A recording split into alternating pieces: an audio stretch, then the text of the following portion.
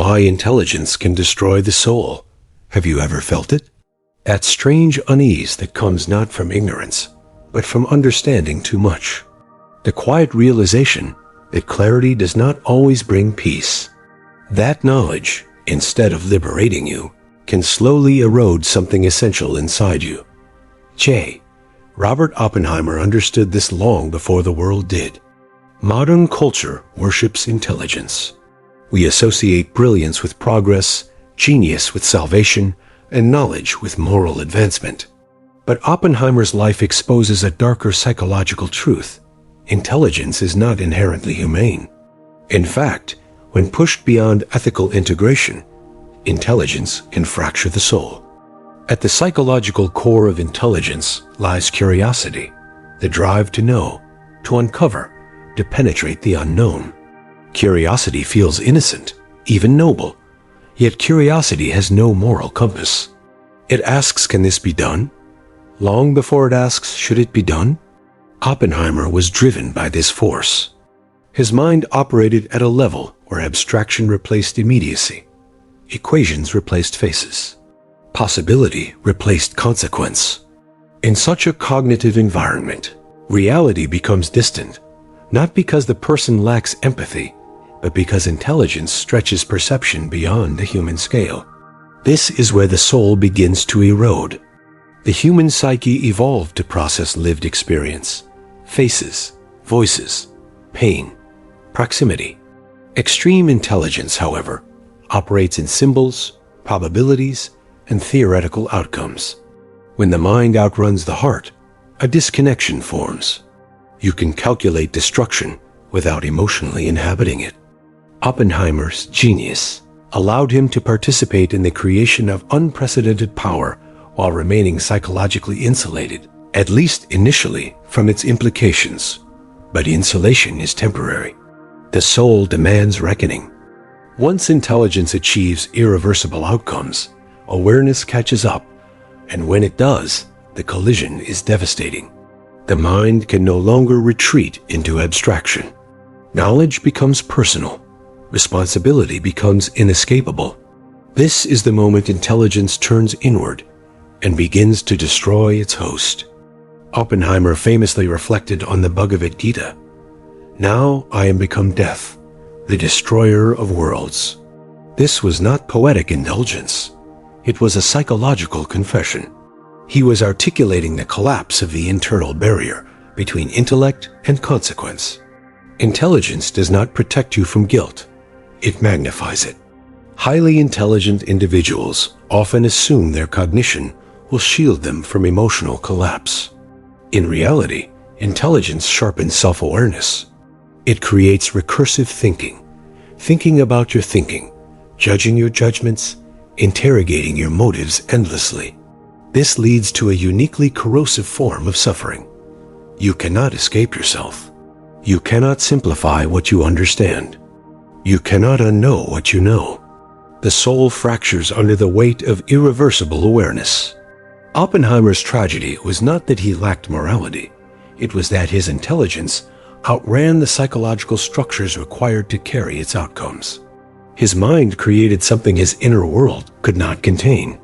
This is why intelligence alone is dangerous. Without integration, ethics, humility, emotional grounding, intelligence becomes extractive. It takes from the world and gives nothing back except consequence. And eventually, it turns inward, hollowing out meaning, peace, and identity.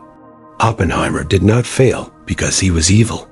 He suffered because he was brilliant, without protection from brilliance. This is the hidden cost modern society still refuses to acknowledge. The dark side of genius. Why smart people suffer. Have you ever noticed how intelligence rarely brings contentment? How the sharpest minds are often the most restless, conflicted, and internally burdened. Oppenheimer's life offers a chilling explanation. Suffering is not evenly distributed across intelligence. It intensifies with awareness. The smarter the mind, the more dimensions of reality it perceives, and with each added dimension comes complexity, contradiction, and psychological weight. Genius does not simplify life. It complicates it. Highly intelligent individuals see patterns others miss. They detect implications before outcomes arrive. They sense moral tension long before society acknowledges it. This anticipatory awareness creates a constant state of psychological friction. You live in the future while others live in the present. Oppenheimer suffered not only from what he did, but from what he knew could happen. His mind was always several steps ahead, envisioning consequences long before they materialized. This predictive cognition is a double-edged sword. It grants insight. It also removes peace. Where others experience certainty, the intelligent experience ambiguity. Where others find comfort in narratives, the intelligent find cracks. Where others rest in belief, the intelligent question endlessly. This relentless questioning turns inward. Smart people do not simply think more, they doubt more. They interrogate their motives, their values, their loyalties. They recognize the fragility of moral systems and the ease with which justification replaces ethics. Oppenheimer saw this clearly.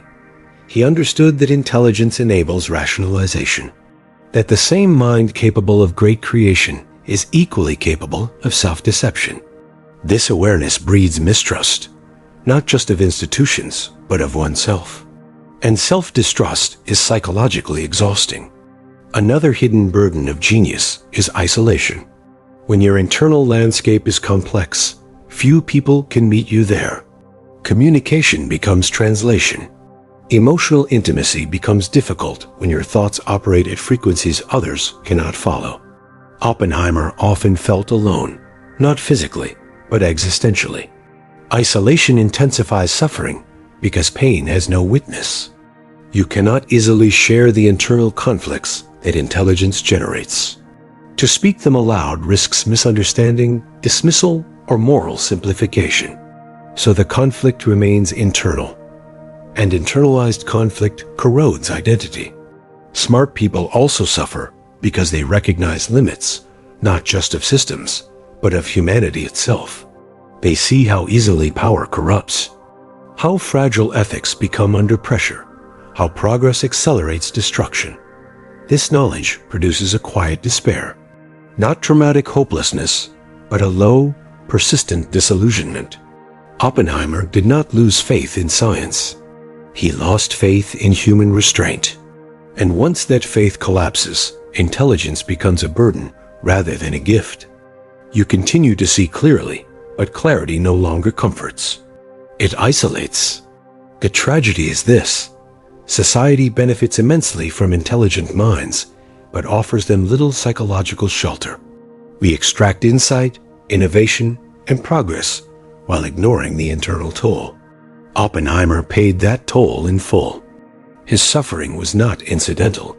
It was structural, built into the nature of genius operating without moral resolution. This is why smart people suffer more. They see too much. They feel too late. And they cannot turn away from what they understand. When knowledge becomes a curse, Oppenheimer and the burden of knowing too much, that moment when learning something didn't empower you, it weighed on you. When insight didn't bring clarity, but discomfort. When knowing more made the world feel heavier instead of brighter. This is where knowledge turns into a curse. Oppenheimer lived inside this psychological territory long before most people could even imagine it. His suffering was not born from ignorance, but from excess awareness. From seeing consequences before society was emotionally prepared to face them. Human psychology is not designed for unlimited knowledge. It evolved to solve immediate problems, survival, social belonging, meaning within manageable scale. Knowledge beyond this scale introduces tension the psyche cannot easily resolve. Oppenheimer crossed that threshold. To know how to split the atom is not merely a technical achievement. It is a rupture in human self-concept. It means realizing that intelligence has outpaced wisdom, that cognition has exceeded moral containment. This realization does something subtle but devastating to the mind. Knowledge removes innocence. Once you understand how power truly works, how fragile systems are, How easily destruction can be unleashed. You lose the ability to believe in simple narratives. Progress no longer feels benign. Innovation no longer feels neutral. Everything becomes conditional. Oppenheimer understood that the bomb was not just a weapon. It was a signal. A signal that humanity had entered a phase where self-annihilation was no longer theoretical. This awareness did not fade after success. It intensified. The psychological burden of knowledge lies in permanence. You can forget opinions. You can abandon beliefs, but you cannot unsee structural truths. Oppenheimer could not return to a world where discovery felt harmless. Every future innovation carried a shadow. Every advancement whispered the same question. What price will follow this? This creates a unique form of existential fatigue. Highly knowledgeable individuals often experience what psychologists call anticipatory guilt, suffering in advance for outcomes not yet realized, but clearly foreseen. Oppenheimer didn't need to witness every consequence. His mind had already simulated them, and simulation is enough. Another hidden cost of knowledge is moral asymmetry. When you know more than others, you carry responsibility they do not share. Society celebrates breakthroughs collectively, but assigns guilt individually. Oppenheimer bore this asymmetry alone. The public saw victory. He saw escalation. They saw closure. He saw a door permanently opened. This mismatch isolates the knower. Knowledge also fractures identity. You are no longer just a participant in history. You become a catalyst. This changes how you relate to yourself. Actions no longer feel personal. They feel historical. And history is merciless. Oppenheimer's identity collapsed under this weight. He could not retreat into ignorance, nor fully justify his role. Knowledge stripped him of moral comfort without offering redemption. He existed in a liminal psychological space, too aware to feel innocent, too responsible to feel free. This is the curse of knowing too much. It is not despair, it is burdened clarity. Not regret, but irreversible awareness. Not guilt alone, but unshared responsibility. Oppenheimer's suffering was not accidental. It was the predictable outcome of a mind that traveled farther than the psyche could safely follow. Why creating something powerful can break you. Have you ever wondered why creators often fear their own creations? Why building something powerful doesn't always feel triumphant, but unsettling? Oppenheimer's life reveals the psychology behind this fear. Creation is psychologically intimate. To create something is to extend your inner world into reality. Your values, assumptions, blind spots, and intentions become embedded in what you build.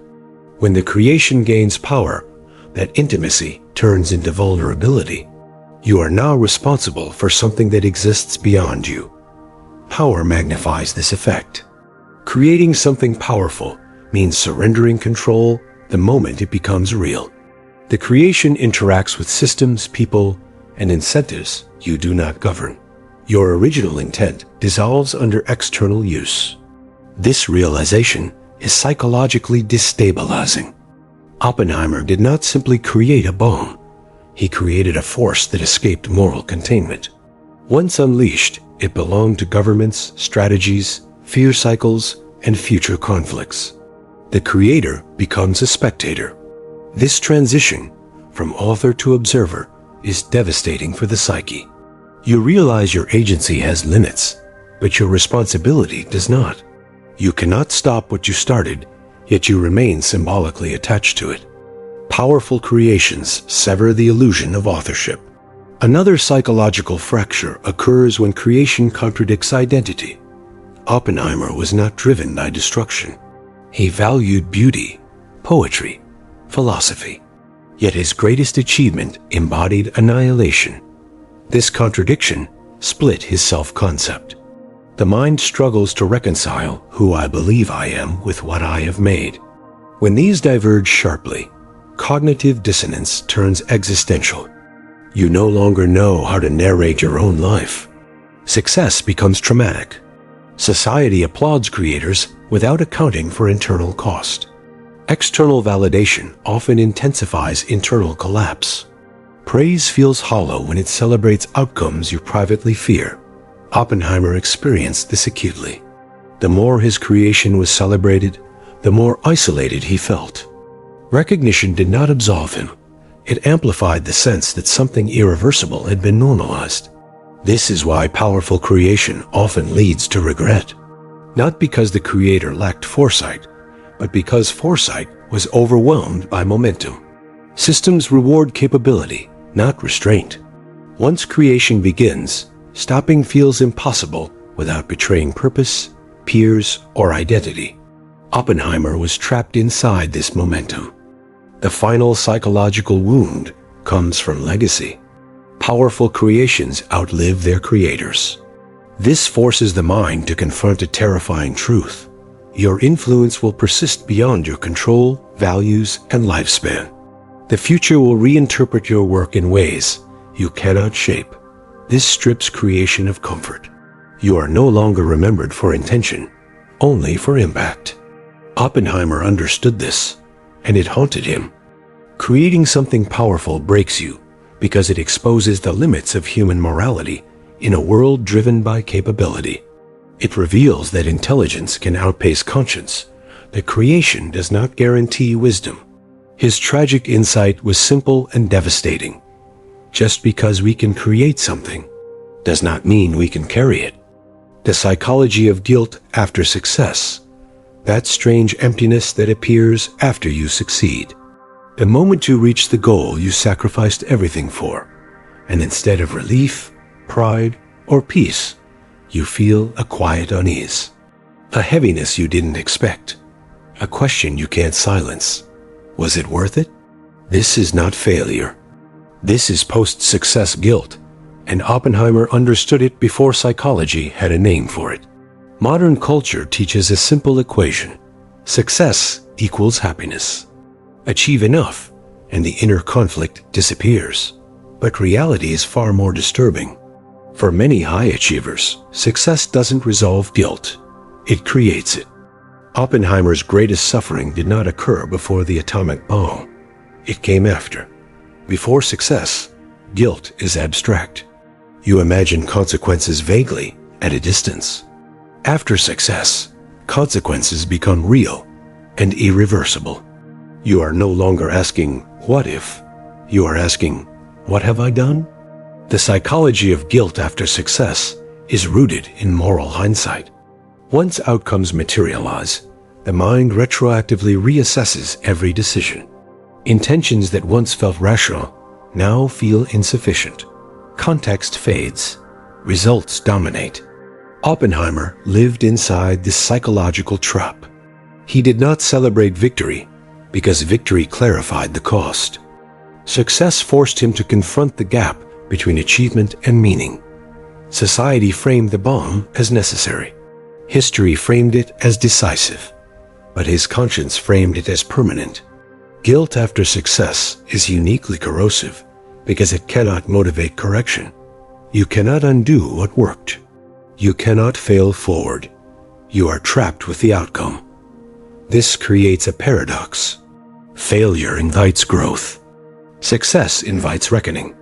Oppenheimer experienced what many intelligent people face when their competence outpaces their ethical comfort. The more capable you are, the more responsibility attaches to your actions. And when success causes harm, even indirectly, guilt multiplies. Another layer of this guilt is collective displacement. Society distributes praise widely, but assigns guilt narrowly. Nations celebrate. Institutions benefit. Individuals carry the moral residue. Oppenheimer became a symbol, and symbols absorb blame. He was not solely responsible for the bomb's use, yet he internalized responsibility because awareness creates ownership. The more you understand causality, the harder it is to hide behind abstraction. This is why intelligent people suffer more after success. They see the full causal chain. Post-success guilt also fractures identity. The self-image you held before achievement no longer fits. You thought success would complete you. Instead, it exposes parts of you you are not prepared to face. Oppenheimer was forced to reconcile two selves: the scientist who solved an impossible problem, the human who could not escape its consequences. These selves could not coexist peacefully. The most painful aspect of guilt after success is silence. Society discourages moral discomfort after victory. Expressing regret feels like betrayal. Questioning success feels ungrateful. So the guilt has nowhere to go. Oppenheimer spoke out and paid for it. His resistance to further nuclear escalation was interpreted as weakness, disloyalty, even threat. This deepened his isolation and reinforced the lesson: success does not grant moral authority, it often revokes it. The psychological tragedy is that guilt does not invalidate success, but success does not absolve guilt. Oppenheimer's insight was devastatingly human. Achievement without moral integration fractures the soul. Why humanity isn't ready for its own intelligence? Why technology advances relentlessly while ethics limp behind, struggling to keep up? Oppenheimer understood this imbalance at its most dangerous extreme. Human intelligence evolved to solve immediate, local problems, not global, irreversible ones. Our emotional architecture was never designed to manage species-level consequences. Yet our cognitive abilities now operate at that scale. This mismatch is the core danger Oppenheimer saw. Intelligence without emotional maturity becomes hazardous.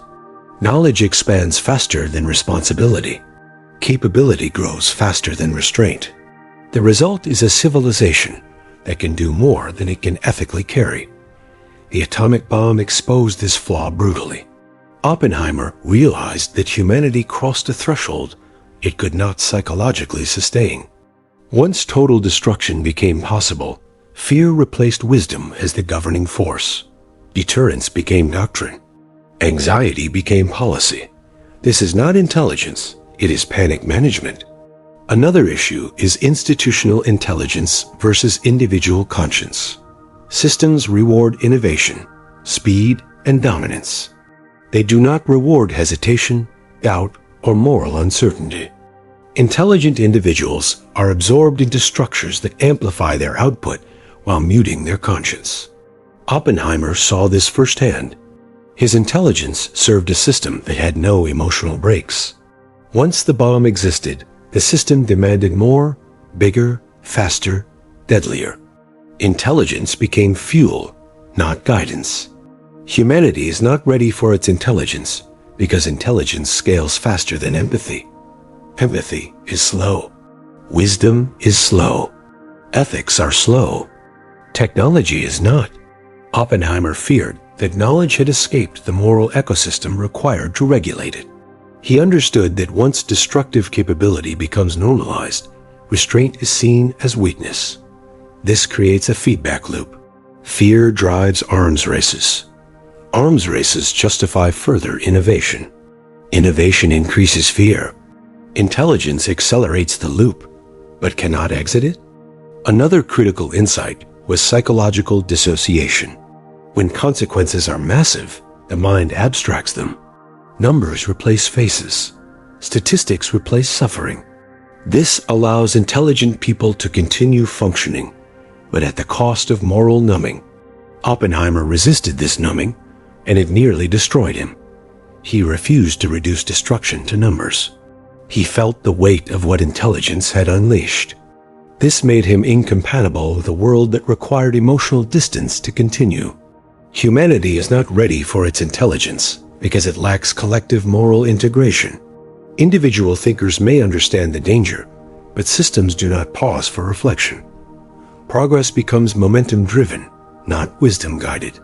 Oppenheimer warned that intelligence without humility leads to self-annihilation, not dramatically, but bureaucratically, incrementally, rationally. The scariest part of his warning was this: no evil intent is required, only competence without conscience, only intelligence without restraint, only progress without reflection. Humanity's greatest threat is not ignorance, it is premature intelligence. Oppenheimer saw the future clearly enough to fear it. And that fear was not weakness. It was awareness. The moment genius turns into regret, that moment when the thing you were most proud of suddenly feels heavier than everything you feared before it existed. The instant when brilliance stops feeling like a gift and starts feeling like a burden. Not because you failed, but because you succeeded too completely. This is the moment Oppenheimer entered when genius turned into regret. Before creation, genius feels clean, abstract, noble. You are solving problems, pushing boundaries, expanding human knowledge. You can justify everything with curiosity, necessity, progress. Genius feels like ascent. But after creation, genius becomes responsibility. Oppenheimer's regret did not come from ignorance. It came from clarity. He understood exactly what had been unleashed, not emotionally in a vague sense, but intellectually, historically, irreversibly. His mind traced the future outward from the moment of success, and what he saw could not be unseen. This is the psychological pivot point where genius fractures. Regret is not simply sadness. It is moral time travel. The mind revisits past decisions with present awareness. It overlays knowledge that did not exist at the time, and then punishes itself for not knowing sooner. For highly intelligent people, this is devastating. Because intelligence creates precision in regret. You don't just feel bad. You understand why you feel bad. You map causality. You replay alternate histories. You imagine paths not taken. And because you know they were possible, regret sharpens instead of fading. Oppenheimer's inner conflict was not indecision. It was collision. Two truths crashed into each other. Number one, the bomb was a triumph of human intellect. Number two, the bomb was a catastrophe for human conscience. Both were true, and neither could cancel the other. This is why his regret never resolved.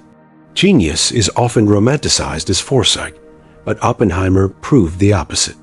Genius can outpace wisdom. You can be smart enough to build the future without being prepared to live in it. Another layer of regret came from irreversibility. Once something exists, it changes the world permanently.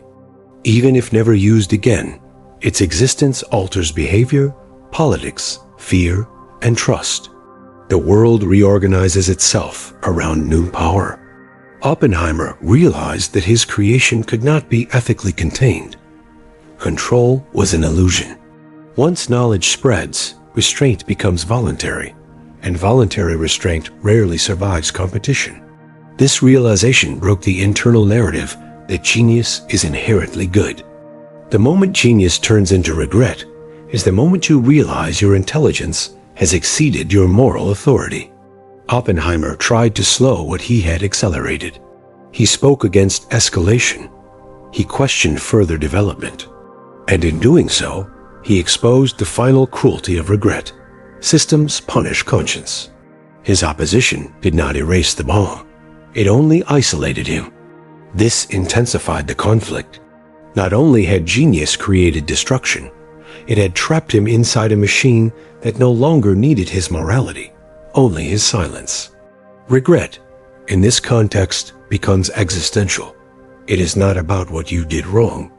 It is about discovering that doing everything right can still be wrong. Oppenheimer's mind became a battleground between reason and responsibility. His intelligence could justify his actions. His conscience could not absolve them. This is the fate of genius, untempered by humility. You become powerful enough to haunt yourself. The most tragic part is that regret did not make Oppenheimer useless. It made him human. And humanity was the very thing the system could not tolerate. The moment genius turns into regret is not failure. It is awakening, arriving too late to prevent the consequences. Why some discoveries should never exist. Have you ever wondered whether curiosity itself has a boundary? Whether there are truths so dangerous that knowing them changes us in ways we cannot repair? Oppenheimer lived inside this question, and it haunted him. Modern culture worships discovery. We assume knowledge is always good, that understanding is inherently moral, that progress is neutral. But Oppenheimer discovered something terrifying. Some knowledge carries moral weight the moment it exists. Not when it's used, not when it's abused, when it exists. The atomic bomb was not evil because it was deployed. It was dangerous because it could be. Its existence altered the psychological structure of the world. Suddenly, annihilation was no longer theoretical. It was engineered. Oppenheimer's moral nightmare began when he realized discovery had crossed from understanding nature to overpowering it. This shattered the Enlightenment myth that knowledge naturally leads to wisdom. Some discoveries don't enlighten, they destabilize. Once humanity learns how to destroy itself completely, restraint becomes the only barrier between survival and extinction. And restraint is a fragile, emotional, political construct, not a scientific one. Oppenheimer understood that the problem was not malicious intent, it was inevitability. As long as humans remain human, competitive, fearful, tribal, certain discoveries will eventually be misused. Not because people are evil, but because pressure erodes principle. This is why some discoveries should never exist. They demand a level of collective maturity humanity has never demonstrated. The moral nightmare deepened when Oppenheimer realized that knowledge cannot be unlearned. There is no undo button for discovery. Once the door is opened, history cannot step backward. Science operates on possibility. Ethics operate on responsibility. When possibility outruns responsibility, disaster becomes statistical, not accidental. Another disturbing realization was that discovery itself incentivizes escalation. Once a weapon exists, others will build it. Once a boundary is crossed, it becomes the new baseline. Morality adjusts downward to accommodate capability. Oppenheimer feared that humanity would normalize the unthinkable simply because it had become familiar. And he was right. What was once unspeakable becomes strategic. What was once horrifying becomes policy. What was once unimaginable becomes routine. This is the psychological erosion he foresaw. The nightmare was not the bomb alone. It was the precedent. The lesson it taught future generations. If you can build it, you should. Oppenheimer rejected this logic. He understood that restraint is not anti-progress, it is survival. Some knowledge requires ethical refusal, the courage to not know. But refusal is incompatible with systems built on competition, dominance, and speed, which meant the nightmare was not personal, it was civilizational. The most haunting aspect of his realization was that moral responsibility cannot scale as fast as scientific capability. You can increase power exponentially, but conscience grows slowly through suffering and reflection. This imbalance guarantees catastrophe unless consciously corrected. Oppenheimer's moral nightmare was not pessimism. It was realism. He saw that intelligence without ethical limits becomes self-destructive. That some discoveries don't expand freedom, they eliminate it by replacing choice with fear. The final horror was this: humanity would likely repeat the pattern again and again, because curiosity feels virtuous, even when it isn't. Some doors, once opened, turn the house into a prison. Oppenheimer saw the door. He opened it, and he spent the rest of his life warning others not to open the next one. How power changes the mind of even the most brilliant. Have you ever felt it? That subtle shift when influence stops feeling like responsibility and starts feeling like gravity. When people listen to you, not because you are right, but because you are powerful. When your words stop being debated and start being obeyed. Power does not announce when it changes you. It arrives quietly, disguised as necessity, urgency, importance. And the most dangerous thing about power is not that it corrupts the weak, it reshapes the brilliant. Oppenheimer was not corrupted by greed or ego. He was altered by proximity to power. Before power, intelligence is curious. After power, intelligence becomes strategic. Oppenheimer entered a world where ideas were no longer abstract, they were decisive. His equations determined funding, direction, escalation. His thoughts shaped policy. His presence altered outcomes. And with that came a psychological transformation that few are prepared for. Power compresses morality. When decisions affect millions, ethical nuance becomes inconvenient. Ambiguity slows momentum. Doubt becomes dangerous. Power favors clarity, decisiveness, and obedience, even when reality is complex. Oppenheimer felt this pressure immediately. The environment around him rewarded efficiency, not hesitation. Solutions, not questions. Progress, not reflection. This is how power reshapes even the most thoughtful minds. Brilliant people are especially vulnerable because they believe they can handle power. They trust their intellect to regulate it. But power does not respond to intelligence. It responds to structure. And the structure Oppenheimer entered was built for domination, not wisdom. Another psychological shift occurred: distance. Power separates you from consequences. Decisions become conceptual. Effects become statistical. Suffering becomes abstract. Oppenheimer understood the physics of devastation long before he felt its human weight. That delay, that separation, is where power does its quiet damage. When outcomes are delayed, the mind fills the gap with justification. Power also alters identity. You stop being a person and become a symbol, a representative, a function. Expectations harden around you. Any resistance feels like betrayal. Any doubt feels like weakness. Oppenheimer felt trapped inside the role he helped create. And then came the final transformation: irreversibility. Once power flows through you, it never fully leaves. Even rejection does not restore innocence. You have seen the machinery. You have turned the keys. The brilliance that once explored truth now carries consequence. This is Oppenheimer's lesson. Power does not destroy intelligence. It repurposes it. It teaches the mind to optimize rather than reflect, to justify rather than question, to protect the system rather than challenge it. Only later did Oppenheimer resist this transformation. And when he did, power responded with hostility. His influence was tolerated only as long as it aligned with momentum.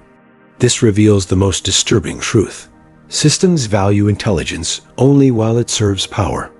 Once intelligence becomes conscience, it becomes a threat. Oppenheimer's psychological arc proves that power is not a tool. It is an environment. And environments shape minds regardless of intention. The brilliance that builds the world is often the first thing power reshapes. Why the smartest minds fear what they've created. Have you ever wondered why the people who understand the world best often seem the most haunted by it? Why deep intelligence so often leads not to confidence, but to fear? Oppenheimer understood something most people never face: a fear of consequences you fully comprehend. Ignorance is comfortable because it limits imagination. Intelligence expands it. The smartest minds don't just see what is, they see what follows. They project forward. They simulate outcomes. They imagine worst-case scenarios, not emotionally, but logically. This is why intelligence breeds fear. Oppenheimer feared his creation, not because it was misunderstood, but because it was perfectly understood. He knew its mechanics, its potential, its scalability, its inevitability. What terrified him was not destruction itself, but human predictability. He did not fear monsters. He feared normal people under pressure. He understood that fear, competition, pride, and insecurity would eventually guide the use of any powerful tool. Intelligence removes the fantasy that humanity will suddenly become wise enough to restrain itself. This is the burden of foresight. Smart minds fear what they create because they see beyond intention. They understand that systems outlive individuals, that tools escape their creators, That morality erodes under stress. Oppenheimer's fear was rooted in pattern recognition. History showed him that power escalates, that deterrence becomes dominance, that defense becomes offense, that just in case becomes just this once. The smartest minds don't trust humanity, not out of cynicism, but out of observation. Another layer of fear comes from loss of control. Creation feels empowering only at first. Once released, it evolves independently. Others modify it, improve it, weaponize it, optimize it. The creator becomes irrelevant. Oppenheimer watched the bomb transition from scientific achievement to geopolitical centerpiece. His creation no longer belonged to knowledge, it belonged to fear. This is when intelligence turns inward.